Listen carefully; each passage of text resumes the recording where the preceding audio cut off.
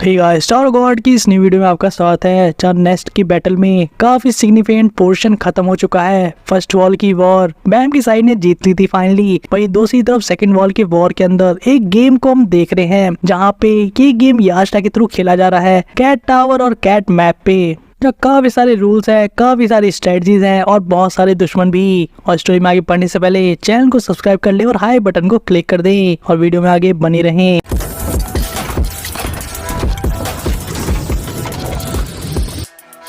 जैसा कि आपने लास्ट एपिसोड के एंडिंग में देखा था, हां सिंग यू को फाइनली डिवीजन कमांडर को ठिकाना लगाकर वहां से टेलीपोर्ट होकर बच के निकलते हुए, और हम देखते कि आखिर वो टेलीपोर्ट होकर कैट मैप पर कहां आया है। जहां हां सिंग यू अपने सामने ली डी वांग हॉल को देखता है, और जैसे ली डी वांग हॉल भी हां सिंग यू को नोटिस करती है और काफी सरप्राइज हो जाती है, क्योंकि उसने जितना एक्सपेक्ट किया था उससे काफी जल्दी कैट टावर को क्लियर करके हां सिंग यू कैट मैप पर उसकी हेल्प करने के लिए आ गया है। लेकिन यहाँ पर वांग हॉल चाहती थी कि कैसे इस चीज को वो खुद ही से डील करे, यानी कि उस सीक्रेट प्लेस की सिचुएशन को। और यहाँ पर हां सिंग के कहने के बाद भी वो उसे अपनी मदद करने से मना कर देती है। और इसके बदले हम देखते हैं कि इवान को उसे एडवाइस करती है कि वो दोनों कैट मैप पर आगे बढ़ते रहे और एक मूवमेंट पे यानी कि हैंड में वो दोनों जरूर मिलेंगे। वही दूसरी तरफ हमें अब लॉर्ड यास्टा को दिखाया जाता है, जिस तक इन्फॉर्मेशन पहुंच जाती है कि कैसे उसकी एनिमी टीम से किसी ने कैट टावर को क्लियर करके सीधे कैट मैप पर पहुंच चुका है, और वो पर्सन हां सिंग यू है। और यहाँ पर उस एडमिनिस्ट्रेटर यानी कि जो गेम को चला रहा था वो बंदा और यास्टा की बातचीत से हमें पता लगता है कि कैसे लॉर्ड यास्टा सबसे ज्यादा इवान कॉल के ऊपर ध्यान दे रहा है, क्योंकि उसे आइडिया है कि आखिर इवान कॉल कहाँ जाने की कोशिश कर रही है,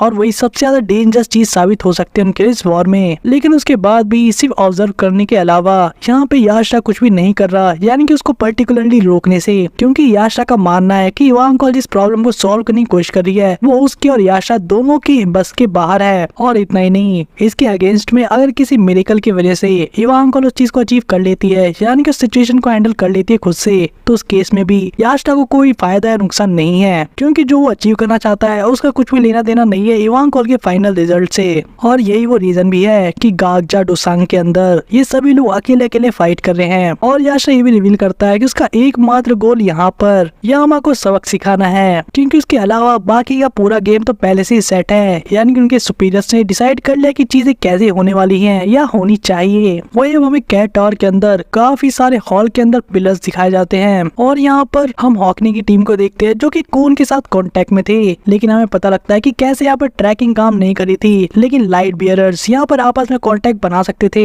और प्रेजेंट मोमेंट में यहाँ पर कून छुपा हुआ था और ज्यादा से ज्यादा इन्फॉर्मेशन गैदर करने की कोशिश कर रहा था, और यही सेम चीज वो हॉकनी को भी करने के लिए कहता है, जहाँ पर इसी पोजीशन को मेंटेन करते हुए वो चूहे को ढूंढने की कोशिश कर रहा था लगातार। एंड ऑब्वियसली ऐसा करने के पीछे एक काफी स्ट्रेटेजिक रीजन भी था, क्योंकि कून और हॉकनी जैसे मेंबर्स किसी डिवीजन कमांडर को अकेले नहीं हरा सकते, तो कंट्रोल रूम में रहकर वो बाकी की मदद और ही एफिशिएंट तरीके से कर सकते हैं। जहाँ हम लैग को देखते हैं जो कि काफी ज्यादा गुस्सा था लाइट हाउस की तरफ देखकर, और उसे कहता है कि हे ब्लू टर्टल, आखिर तुम छुपे हुए क्यों हो और सारा काम हमसे करवा रहे हो। यहाँ पे कून का कहना था कि वो इस टीम के ऑपरेशन का ब्रेन है, और ब्रेन को एंड तक जीवित रखना काफी जरूरी है। वहीं पे वो रैक को कहता है कि तुम एक अंगूठे की तरह हो, इसलिए तुम्हें मेरे कहे अनुसार भागते रहना होगा इधर से उधर। जहाँ पे काइंड ऑफ यहाँ पे मजाक भी उड़ाता कून। एंड ऑब्वियसली रैक यहाँ पे काफी गुस्सा भी होता है जो चीज यहाँ पे ब्लू टर्टल ने कही थी। वही कून हॉकनी को एडवाइस भी करता है कि वो रैक का ध्यान रखे बिल्कुल किसी बच्चे की तरह, ताकि वो कुछ स्टूपिड चीज ना कर दे।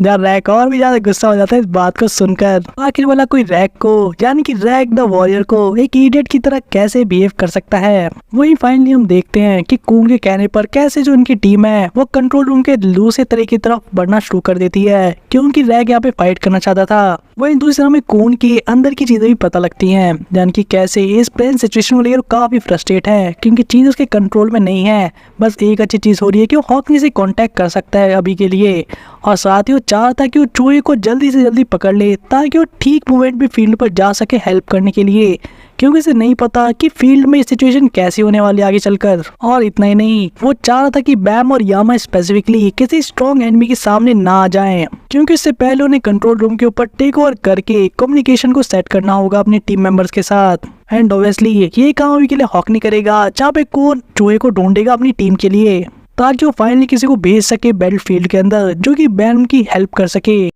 वही अब वापस से कैट टावर के अंदर ही सीन शिफ्ट होता है और फोकस करता है ट्विन सिस्टर से, जो कि पग से आए थे यहाँ पर बैम की हेल्प करने के लिए। और ये दोनों भाग रहे थे एक चूहे के पीछे, साथ में झगड़ते हुए, जैसा कि सिबलिंग्स करते हैं अक्सर। जिनकी लड़ाई का रीजन ये था, एक सिस्टर का कहना था कि तुम इतना चिल्ला रही हो, चूहा भाग रहा है डर की। वहीं दूसरी सिस्टर का मानना था कि अगर वो और तेज भागना चाहती है उस चूहे को पकड़ने के लिए तो उसे और भी लाउड चिल्लाना पड़ेगा। जहाँ पर हम ये ब्लू हेयर वाली सिस्टर को सजेस्ट करते हुए देखते हैं कि क्यों ना एक दूसरे का हाथ छोड़कर और उसके बाद जो फास्ट सिस्टर उसे चूहे को पकड़ना चाहिए। लेकिन ऑब्वियसली जो दूसरी सिस्टर है वो इस प्रपोजिशन को मना कर देती है, कहते हुए कि आज तक बैटल में जब से उन्होंने शुरुआत की है आज एक बार भी उसने अपनी सिस्टर का हाथ नहीं छोड़ा है। यानी कि उस दिन से जब उन्हें पता लगा था कि कैसे अगर वो एक दूसरे हाथ पकड़ के अपनी पावर्स को यूज करते हैं तो एक स्पेशल बॉन्ड की वजह से वो और भी ज्यादा पावरफुल शिनचू को यूज कर सकते हैं। और ऑब्वियसली प्रेजेंट मोमेंट में भी ये चीजें काफी डेंजरस है उनके लिए और इसलिए उनको अपने पावरफुल लेवल पे रहने की जरूरत है। लेकिन सरप्राइजिंगली थोड़ा आगे बढ़ते ही ये दोनों सिस्टर दो अलग अलग चूहे को देखती हैं अलग डायरेक्शन में भागते हुए, और अब इनके सामने काफी बड़ा डिलेमा था, यानी कि प्रॉब्लम थी कि आखिर किस डायरेक्शन में जाएं।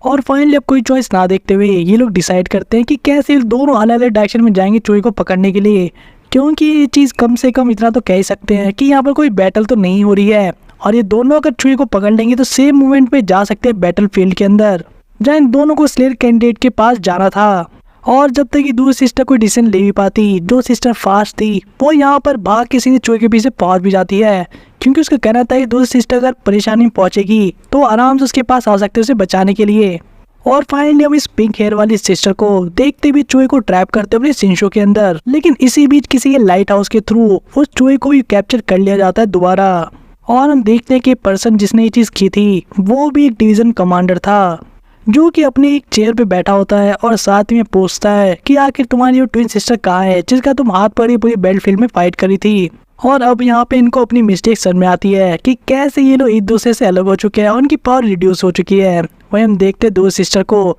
जो कि सोच रही थी चूहे को पकड़ने से पहले कि उसकी सिस्टर ठीक हो और ये दोनों जल्दी से टेलीपोर्ट होके स्लेयर कैंडिडेट के पास पहुंच जाएं। लेकिन ऑब्वियसली उसे अंदर अंदर ये फीलिंग आ रही थी कि कैसे कोई चीज ठीक नहीं है, लेकिन वो फिर भी ऐसे टाइम में वीकनेस नहीं दिखा सकती थी। और यहाँ हम देखते हैं एक शिनचू वॉल बनाते हुए जिससे वो चूहे को रोक लेती है फाइनली, ये ऐसा एक कॉर्नर कर लेती है। लेकिन सरप्राइजिंगली तभी उसकी वॉल को कोई कट कर देता है और साथ ही में उस चूहे को भी पकड़ लेता है। जहाँ पे ये सिस्टर जब देखते कि आखिर किसने किया तो हम देखते सामने से वाइट को आते हुए, जिसका कहना था कि वो सोच ही रहा था कि भला वो चूहा गया कहाँ उसके सामने से और देखो उसे कहाँ मिला। और यहाँ पर फक की मेंबर स्लेयर वाइट से रिक्वेस्ट करती है कि उसने इस चूहे को पहले देखा था और इसलिए ये चूहा उसको बिलोंग करता है। लेकिन यहाँ पर वाइट ही कह के मना कर देता है कि कैसे उसने प्रॉमिस किया बैटलफील्ड में जाने का ताकि वो अपनी लास्ट सोल को डिवार कर सके फील्ड के ऊपर, जहाँ ऑब्वियसली इस लड़की हुई चीज समझ में नहीं आती और वो पूछती है कि किसकी सोल की बात हो रही है यहाँ पर। जहाँ वाइट कहता है कि फील्ड के अंदर एक ऐसी सोल है जो टावर के बाहर से आई है और इतना नहीं पूरी के पूरी टावर के अंदर वो सबसे वैल्यूएबल सोल है उसके लिए।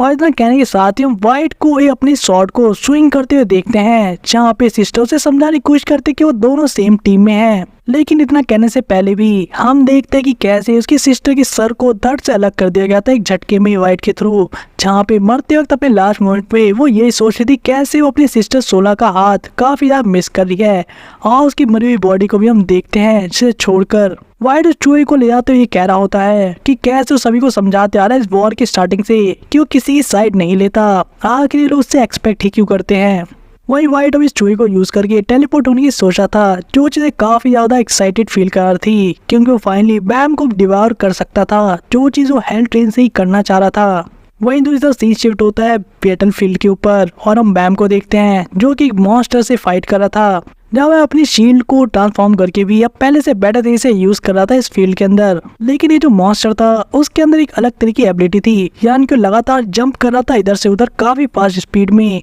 जिसकी वजह से बैम किसी भी डायरेक्शन में उसके ऊपर अटैक नहीं कर पा रहा था। और इसलिए हम उसे फाइनली एक शिनचू बो का यूज करते हुए देखते हैं। और इस बार इसको ये बो बनाने में बिल्कुल भी डिफिकल्टी नहीं हुई थी जब बैम को लगता, शायद ऐसा इसलिए क्योंकि उसने ये चीज पहले भी की थी, यानी कि फर्स्ट वॉर के एंड में। और यहाँ पर जो एरो इस शिनचू से बना होता है वो फाइनली सभी डायरेक्शन में फॉलो करते इस मॉन्स्टर को हिट भी करता है। जब बैम काफी खुश भी होता है चीज देख के कि कैसे उसकी टेक्निक काम कर गई। नहीं बैम को यहाँ फील भी हो रहा था कि कैसे जब से उसने कालावान से बैटल की है उसके बाद से उसकी पावर लगातार इंक्रीज होते जा रही है, ये ऐसा कहीं चेंज होकर इवॉल्व हो रही है। उसकी सरप्राइजिंग चीज ये थी बैम के लिए कि अब शिनचू को और भी अच्छे तरीके से कंट्रोल कर पा रहा था। और यहाँ पर हमें एक फ्लैशबैक भी दिखाया जाता है बैम का, यानी कि इस मोमेंट का जहाँ पे जिन सुंगा उसे ट्रेन कर रहा था फक के अंदर। और यहाँ पर वो बैम को एक तरीके से डांट रहा था ये बात कह के उसे र्यून से पता लगा कि बैम काफी ज्यादा ट्रेनिंग कर रहा है बिना कोई रेस्ट लिए। और यहाँ पर जिन सुंगा ने बैम को एक एडवाइस दी थी कि उसे पता था कि कैसे बैम काफी जल्दी स्ट्रांग होना चाहता है,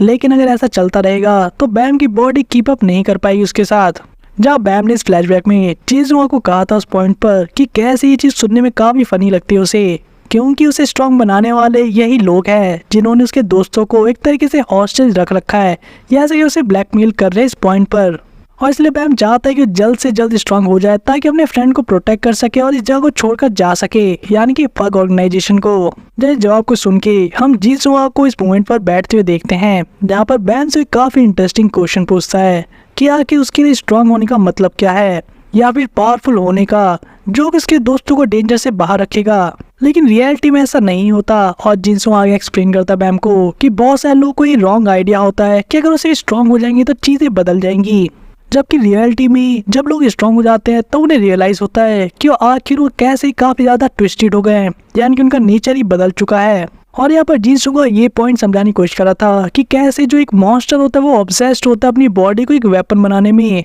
और फोकस करता है सारी एनर्जी किसी को डिफीट करने के लिए। और इस तरह के लोग खासकर दूसरों को बचा तो जरूर सकते हैं, लेकिन वो अंत में अपने आप को ही खो देते हैं और एक टाइम पर आने के बाद वो अपने आप को डिस्ट्रॉय कर लेंगे अंदर से, और जो उनके आसपास है वो लोग भी फाइनली खत्म हो जाएंगे इसी रीजन से। और इसलिए जिनसो जानता है काफी अच्छे से इस फैक्ट को, क्योंकि उसने ये चीज अपनी लाइफ में देखी है काफी क्लोजली, क्योंकि वो ही इस तरीके का मॉन्स्टर था। और जिनसुंगा अपने एक्सपीरियंस से यहाँ पे बैम को बताता है। वही जिनसुंगा बैम को समझाते हुए कहता है कि कैसे उसके अंदर इनक्रेडिबल टैलेंट है और इसीलिए वो बाकी लोगों से काफी जल्दी ग्रो करेगा बिना खुद को काफी ज्यादा पुश हार्ड किए। लेकिन यहाँ पर पॉइंट ये था कि आखिर जब इतना पावरफुल बनेगा भी दूसरे से काफी जल्दी, उस केस में क्या बैम उस पावर को कंट्रोल करता है या वो पावर बैम के नेचर को डिक्टेट करेगी। और यहाँ पर ये मैटर नहीं करता कि आखिर वो पावर बैम किस लिए यूज करने वाला है, चाहे अपने दोस्तों को बचाना चाहता है या फिर उसके पीछे कोई और रीजन है। लेकिन यहाँ पे जो मेन चीज होगी जो सबको डिसाइड करेगी और ये है कि बैम के अपनी पावर को कंट्रोल में रख सकता है या नहीं, क्योंकि अगर वो अपने आप को ही नहीं बचा सकता तो भला दूसरों को कैसे बचाएगा। जब प्रेजेंट में बैम अपने मास्टर की इसी सीख को याद करके इम्प्लीमेंट कर रहा था बैटल में, यानी कि पावर को खुद को कंट्रोल नहीं करने दे रहा था और अपने आने वाले सारे एनिमीज को एक एक करके सूखे पत्तों की तरह बिखेर के रख देता है। वही दूसरी तरफ हम वाइट को भी यहाँ पे टेलीपोर्ट होके आते हुए देखते हैं, जो कि बैम को ठीक देकर काफी खुश था कि आखिर से कोई भी नहीं हरा पाया। वहीं पे बैम जैसे इस बैटल को भी खत्म करता है, हम अनाउंसमेंट होते हुए देखते हैं कि कैसे पार्टिसिपेंट बैम ने इस बैटल को जीत लिया है और उसे नेक्स्ट बैटलफील्ड में लेकर जाया जाएगा। वही वाइट के इंट्रोड्यूस कराने के बाद बैम भी यहाँ वाइट को नोटिस कर लेता है कि कैसे वो भी फील्ड में आ चुका है कैट टावर से जीतकर। वही वाइट जब बैम के फेस का रिएक्शन देखता है, जो कि बिल्कुल अच्छा तो नहीं लग रहा था, वाइट यहाँ गुस्से में होकर कहता है कि आखिर मैं तुम्हारे सिली सा गेम खेल रहा हूँ और तुम मुझे देखकर खुश भी नहीं हो। जब बैम ये बात क्लियर कर देता है कि उसे पता है कि यहाँ पे वाइट उसकी हेल्प करने के लिए तो बिल्कुल नहीं आया है। एंड ऑब्वियसली बैम को पता था कि कालावान से भी वाइट ने उसको इसलिए बचाया था क्योंकि उसे बैम से कुछ चाहिए, और वाइट भी इस बात को सुन के उससे एग्री करता है कि बैम कैसे उसके ट्रू नेचर को अच्छे से समझता है। वही बैम फाइनली पूछता है कि आखिर वाइट इस जगह पर क्यों आया है, यानी कि बैम के मैप वाले एरिया में, जहाँ पे वाइट का कहना था कि उसने चीज उसे पहले भी बताई थी। वो उसे सिखाना चाहता है कि उसके रियल पावर को कैसे इग्नाइट करे। और यहाँ पर वाइट ये प्रपोजिशन रखता है कि कैसे उन्हें अपनी हेल्थ ट्रेन वाली फाइट को यहाँ पर कंटिन्यू रखना चाहिए, क्योंकि वाइट इस बैटल के थ्रू बैम के अंदर की जो ट्रू पावर है उसको जगाना चाहता है और उसके बाद उसे निगल लेना चाहता है, क्योंकि वो सोल उसके लिए सबसे ज्यादा स्वादिष्ट होने वाली है। क्योंकि वाइट ने आज तक किसी इरेगुलर की सोल को कंज्यूम नहीं किया था, जहाँ पे वो जानना चाहता था कि भला एक इरेगुलर की सोल कैसा टेस्ट करती है। जहाँ दूसरी तरफ बैम भी इस बात को सुन के समझ गया था कि उसे लग ही रहा था कि वाइट के कुछ अल्टोरियर मोटिव्स हैं, और होता भी ठीक वैसा ही है। लेकिन अब प्रॉब्लम ये थी कि भला बैम क्या करे, क्योंकि वाइट काफी तेजी से उसकी तरफ बढ़ रहा था एक एक स्टेप गेम पूरा करके, और बैम यहाँ पे कुछ नहीं कर सकता था क्योंकि इस पावर लेवल पे वो वाइट का सामना नहीं कर सकता। एंड उससे बड़ा इशू ये था कि इस गेम के अंदर उसके जो टर्न है वो काफी लिमिटेड है, यानी कि 20 थे, और अगर यहाँ पे वाइट उसके पीछे आता है तो इस केस में अपने मास्टर तक नहीं पहुंच पाएगा टाइम रहते। और इसलिए फाइनली उसका सिर्फ एक ही ऑप्शन बचता है, यानी कि वो मैप बॉस को चूज करे, यानी कि उस शॉर्टकट वाले रूट को। वही दूसरी तरफ अब वाइट को भी इस गेम के रूल्स को समझाया जाता है, क्योंकि वो न्यू कमर था इस मैप पर, जहाँ उसे भी ऑब्वियसली वही सारी चीजें रिपीट की जाती है कि कैसे इस रूट के अंदर दो तरीके हैं जाने के, एक शॉर्टकट और एक लॉन्ग कट। जहाँ पे लॉन्ग रूट पे वीक मॉन्स्टर्स का सामना करना होगा, वही जंपिंग रूट पे उन्हें पावरफुल मॉन्स्टर्स का सामना करना होगा। वही और भी बाकी की इन्फॉर्मेशन फाइट को सीधे उसके पॉइंट वॉल पे दे दी जाती है। चाहे सब देखने के बाद वाइट स्माइल करता और कहता है कि कितनी इंटरेस्टिंग सिचुएशन बना दी है मैंने। उसे एक तरीके से याशा के प्लान के बारे में पता लग जाता है, क्योंकि वो एक तरीका वेरिएबल था उनके प्लान के अंदर। वही अब बैम से ही पूछा जाता है, यानी कि उस कैट के थ्रू कि आखिर अब कौन सा रूट वो चूज करेगा। वही कैट टावर के अंदर जहाँ सीन शिफ्ट होता है, हम उस ट्विन सिस्टर में से एक सिस्टर को देखते हैं, यानी कि जो जिंदा बच गई है। उसके सामने एक डिवीजन कमांडर था और अब वो सही में काफी बड़े खतरे में भी थी, जो यहाँ से एस्केप तो कर सकती थी अगर उस चूहे को पकड़ ले, लेकिन ऑब्वियसली वो एक हाई रैंकर के सामने ऐसे लकी नहीं हो सकती। वहीं पे फेलाइन इस लड़के को देख के कहता है कि आखिर तुम्हें इतना डरने की जरूरत नहीं है, मैं एक रैंकर हूँ तो तुमसे फाइट नहीं करने वाला। जहाँ हमें ये भी पता लगता है कि कैसे जो फेलाइन था ये काफी लेजी है और ऑनेस्टली उस फाइट के अंदर इन्वॉल्व ही नहीं होना चाहता था, और उसको यहाँ पे सिर्फ आना पड़ा क्योंकि उसका कोई चॉइस नहीं थी। उस ऑर्डर के वजह से किंग ज़ाद की आर्मी की तरफ से आया था, और साथ ही उसे कोई रीजन समझ में नहीं आता कि आखिर वो अपनी लाइफ को दांव पर क्यों लगाए, क्योंकि इस फील्ड पे उससे भी ज्यादा स्ट्रॉन्ग लोग प्रेजेंट है, तो क्यों ना वही सारा काम कर दे। और इतना ही नहीं, यहाँ पे फेलाइन ये भी कहता है क्या तुम्हें जुआ सही में चाहिए, जिसको सुनकर हम इस सिस्टर को काफी ज्यादा स्माइल और खुश होते हुए देखते हैं। लेकिन वही ये फेलाइन अब इसके बदले में एक फेवर मांगता है, जहाँ पे लड़की सोचती है कि आखिर फेवर क्या है, ये सेमी काफी सस्पिशियस बिहेवियर है, कहीं ऐसा तो नहीं कि यहाँ पे कोई ट्विस्टेड प्लान यहाँ पे काम कर रहा हो किंग ज़ाद की आर्मी का। लेकिन हमें इस फेलाइन के थ्रू पता लगता है कि कैसे सिर्फ कैनिन्स ही नहीं और भी काफी सारे एनिमल स्पीसीज जो है वो लॉर्ड याशा के थ्रू कैप्चर किया गया इस कैट टावर के अंदर, क्योंकि वो एंजॉय करता है इन सभी रेसेस को कलेक्ट करके, इन सबको बंद करके इनके ऊपर रूल करने के लिए। और ये फेलाइन यहाँ पे इन सभी को फ्री करना चाहता है। और इतना ही नहीं, हमें ये भी पता लगता है कैसे ये जो फेलाइन था वो किंग ज़ाद की आर्मी ज्वाइन करने से पहले एक ऐसा रैंकर था जो कि काउंटलेस एनिमल स्पीसीज को स्टडी करता था, उन्हें प्रोटेक्ट करता था टावर के अंदर, और उसे बिल्कुल पसंद नहीं है कि एनिमल्स को डोमिनेट किया जाए। वही दूसरी तरफ उसकी लाइफ का ये गोल था कि वो लोगों की रिस्पेक्ट कर सके और उन्हें हेल्प कर सके सर्वाइव करने में उनके खुद से। लेकिन एक दिन उसकी जिंदगी तब बदल गई जब याशा नाम का कोई बंदा उसके सामने आ गया बहुत सारे स्पीशीज को हंट आउट करते हुए, और उसने इस चीज को मैसेकर को रोकने के लिए उससे यानी कि याशा से बेल्ट करने की कोशिश की, लेकिन ऑब्वियसली उनकी पावर लेवल के अंदर कोई मैच ही नहीं था। और यहाँ पर याशा ने इम्प्रेस होकर इस फेलाइन से रिक्वेस्ट की थी कि उसके लिए काम करे, क्योंकि वो एनिमल के साथ काफी अच्छे से काम कर सकता था। वही दूसरी तरफ इस फेलाइन के पास और कोई चॉइस नहीं थी किंग ज़ाद की आर्मी को ज्वाइन करने के अलावा। लेकिन फिर भी दूसरी तरफ उसे आज तक अच्छा नहीं लगता आया जिस तरह की बिहेवियर यहाँ पे याशा उन सभी एनिमल स्पीसीज के साथ करता है। और यहाँ पर ये भी रिवील किया जाता है कि कैट टावर के नीचे एक काफी बहुत बड़ी सी जेल है जिसके अंदर इन सभी स्पीशीज को एक जगह रखा जाता है। एंड ऑब्वियसली अगर ये बंदा उन सभी को आजाद करने की कोशिश करेगा तो यहाँ पे लॉर्ड याशा से मार देंगे। लेकिन अगर यहाँ पे उसकी जगह लड़की उस प्रिजन के दरवाजे खोल देती है और अगर वो डिस्ट्रैक्ट कर देता है गार्ड को, तो इस केस पे उसका मोटिव पूरा हो जाएगा और वो बदले में यहाँ पे उसे माउस देने के लिए रेडी है। और यहाँ पर एक और बेनिफिट है इनके लिए, वहाँ पर ये सारे कैनिन प्रिजनर्स भी हैं जिनको छुड़ाया जा सकता है अगर वो बाकी स्पीसीज की भी हेल्प करने के लिए रेडी हो जाए। इस पूरी बात को सुन के ये फक की मेंबर काफी ज्यादा इम्प्रेस हो जाती है और खुश हो जाती है। लेकिन उसे थोड़ा सा शक भी था कि क्या पता फेलाइन डिवीजन कमांडर उसे झूठ बोल रहा हो। लेकिन डिवीजन कमांडर का कहना था कि अगर वो चाहे तो किसी भी पर इसको मार सकता है, लेकिन फिर भी वो ऐसा नहीं कर रहा क्योंकि उसका ऐसा करने कोई मोटिव ही नहीं है। वो तो बस इतना चाहता है कि वो प्रिजन के डोर्स को खोल दे ताकि सारे प्रिजनर आजाद हो जाए और जो कैट टावर की गार्ड है वो उनको कंटेन ना कर पाए किसी सिचुएशन में। और साथ ही उन्हें ये बेनिफिट भी मिलेगा कि अपनी कैनिन होस्टेज को भी बचा सकते हैं ऐसा करते हुए। जब ये डिवीजन कमांडर सारी चीजें एक्सप्लेन कर रहा था, हम देखते इस ट्विन सिस्टर को इस चीज को पहले ही एक्सेप्ट करते हुए यानी कि सफर को मानते हुए ये कहते हुए कि वो करेगी, क्योंकि उसका सोचना बिल्कुल सिंपल था। अगर वो इसके बात को लेकर ट्रस्ट ना करे तो वैसे उसका कोई फ्यूचर नहीं है, क्योंकि डिवीजन कमांडर उसको पलक झपकते ही मार सकता है। और जब अपने ऑफर को ऐसे एक्सेप्टेड होते हुए देखकर ये फेलाइन सीधे काफी क्लोज आ जाता है इस लड़की के और उसके हाथ पकड़ के उसे स्माइल करते हुए कहता है कि उसे आज तक इतने अच्छे पर्सन से नहीं मिला जो कितने सारे स्पीशीज को आजाद कराने वाले फाइनली। और जैसे ही उस जगह पर जाने के लिए रेडी होते हैं, हम उससे पहले काफी क्रीपी स्माइल देखते हैं डिवीजन कमांडर के फेस पर। वहीं अब सीन शिफ्ट हो जाता है और हम देखते शिविशु और हासु को जो कि इस वाटर से डील कर रहे थे। और यहाँ पर हासु शिविशु की जान बचाता है यानी ये पानी में डूबने से। और यहाँ पर एक कैट टावर के काफी दूसरे हिस्से में थे जहाँ पर शिविशु कहता है कि हम इस जगह पर है, यहाँ पर कोई भी रहना नहीं चाहेगा ज्यादा टाइम तक। वहीं पे इनके सामने भी एक डिवीजन कमांडर आ जाती है जहाँ पे हमें बताया जाता है कि इसका नाम था आर्या, जो कि शिविशु को और हासु को दोनों को नोटिस कर लेती है और कहती है तुम दोनों तो लिटिल रेगुलर हो और यहाँ पर क्या कर रहे हो। जहाँ शिवशु तो उसको देखकर पैनिक कर जाता है और कहने लगता है क्या तुम एनिमी हो, है ना, तुम पक्का एनिमी हो। यहाँ पे आर्या का कहना था कि तुम्हें क्या लगता है, क्या मैं तुम्हारी एलाई लगती हूँ। जहाँ शिवशु ये बात सुनते ही किसी भी तरीके से अपने आप को संभालते कहता है कि तुम्हारे जैसे प्रिटी गर्ल को देखकर मुझे लगा कि काश तुम हमारी एलाई होती। जहाँ ऑब्वियसली डिवीजन कमांडर को ये चीज काफी अच्छी तो लगी थी, लेकिन सेम टाइम पे काफी क्रिंजी भी। वही भी हम यहाँ पे आर्या को काफी खुश भी देखते हैं क्योंकि उसे लग रहा था कि कहीं उसे किसी स्लेयर को फेस ना करना पड़े, लेकिन उसके सामने 2 रेगुलर हैं जो कि इसका कुछ बिगाड़ नहीं सकते और उसे और भी ज्यादा टाइम मिल सकेगा यहाँ पर कैट टावर के अंदर।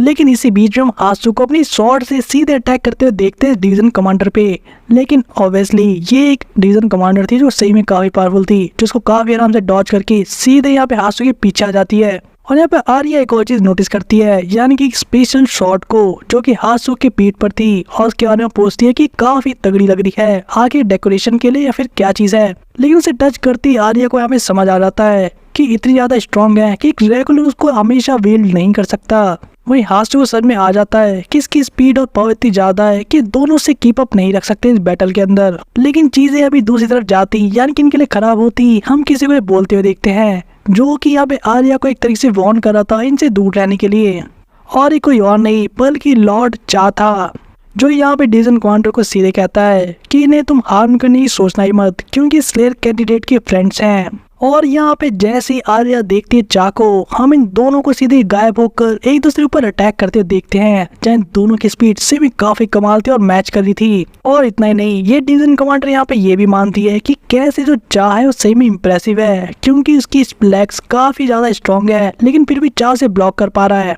वही दूसरी तरफ चा का कहना था कि अगर तुम्हारे लेग सेम इतने स्ट्रॉन्ग है तो मैं नेक्स्ट अटैक तुम्हारे हेड पे करूंगा। लेकिन यहाँ पे आर्या फाइट करने से मना कर दी थी, कहते हुए कि हमें यहीं रुक जाना चाहिए क्योंकि यहाँ फाइट करने कोई पॉइंट ही नहीं है, क्योंकि यहाँ पर वो चुआई नहीं है जिसके लिए ये गेम चल रहा है। और वैसे भी अगर वो रेगुलर्स के ऊपर अटैक करती है तो चा यहाँ पे उनको काफी देर तक डिफेंड नहीं कर पाएगा। और इतना नहीं, यहाँ पे हम आर्या को स्माइल करते हुए चा को देखते हुए ये भी कहते हुए देखते हैं कि उसे सही में ऑनेस्टली लगा नहीं था कितने लंबे समय के जागने के बाद वो दूसरे लोग से इतनी जल्दी मिलकर एक बैटल ज्वाइन कर लेगा। और ये कहने के साथ ही हम यहाँ पे आर्या को यहाँ से रिट्रीट करते हुए देखते हैं, यानी कि इस बैटल को छोड़कर वापस जाते हुए। और यहाँ पर जाने से पहले वो कहती है कि थोड़ी देर पहले और भी अलाइव रहना चाहती है, और इनको ये भी एडवाइस देती है कि अगर जिंदा रहना चाहते हैं तो किसी भी तरीके से एक ऐसे बंदे से लड़ने की नहीं सोचेंगे जिसकी की वाइट हेयर है और डार्क स्किन है। जहाँ ऑब्वियसली इनको नहीं पता कि आखिर वो किसके बारे में बात करी थी, लेकिन हम देखते हैं शिवशु को जो कि काफी ज्यादा इमोशनल हो जाता है और चा को जाके गले लग जाते कहते हुए, चा मेरे भाई तुमने मेरी जान बचा ली, थैंक यू।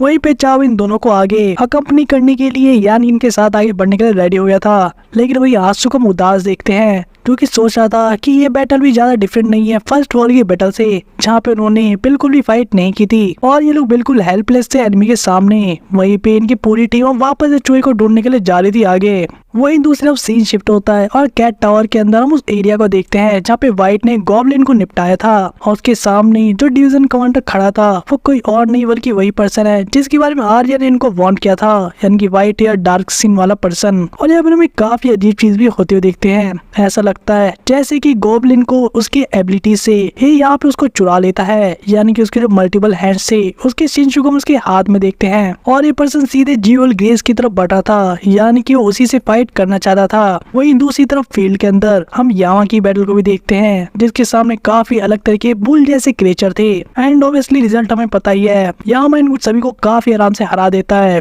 और ये चीज अनाउंस भी होती है जहाँ पे बैटल फील्ड में इसके साथ ही वो आगे बढ़ता है, लेकिन उसे काफी गुस्सा भी आ रहा था क्योंकि वो याशा से फाइट करना चाहता था। वही याशा जो इसकी बातें सुन रहा था उसे याद आ रहा था कैसे यामा बिल्कुल अपने फादर की तरह है, यानी कि काफी नॉइजी, जो शोर मचाता है कुछ भी करते हुए।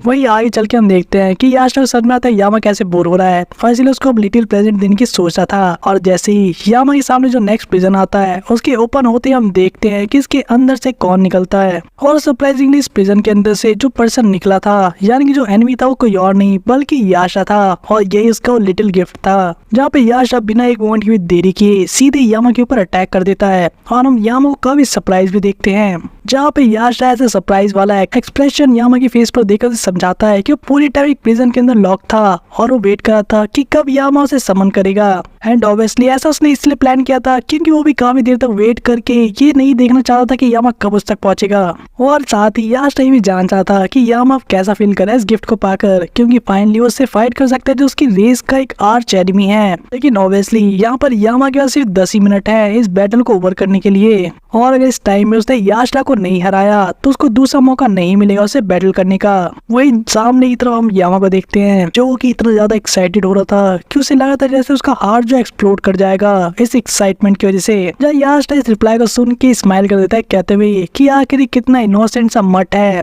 यानी कि आवारा कुत्ता है। और इसी पॉइंट पे हम देखते इस एपिसोड को भी ओवर होते हुए, और नेक्स्ट एपिसोड में आप देखने वाले यामा वर्सेस यास्टा, लेकिन एक टाइम लिमिट के साथ। दूसरी तरफ व्हाइट भी अब बैम के ऊपर अटैक करने वाला है। आखिर वहाँ सिचुएशन कितनी खराब होंगी, और दूसरी तरफ यामा मतलब क्या कर पाएगा इस बैटल के अंदर, क्योंकि यास्टा तो काफी स्ट्रॉन्ग है। इन सभी चीजों के आंसर आपको मिलेंगे नेक्स्ट एपिसोड के अंदर, जिसके लिए आपको करना पड़ेगा चैनल को सब्सक्राइब, बेल आइकन को ऑन, और साथ ही वीडियो को शेयर अपने फ्रेंड्स के बीच में। तो मिलते हैं आपसे नेक्स्ट वीडियो में।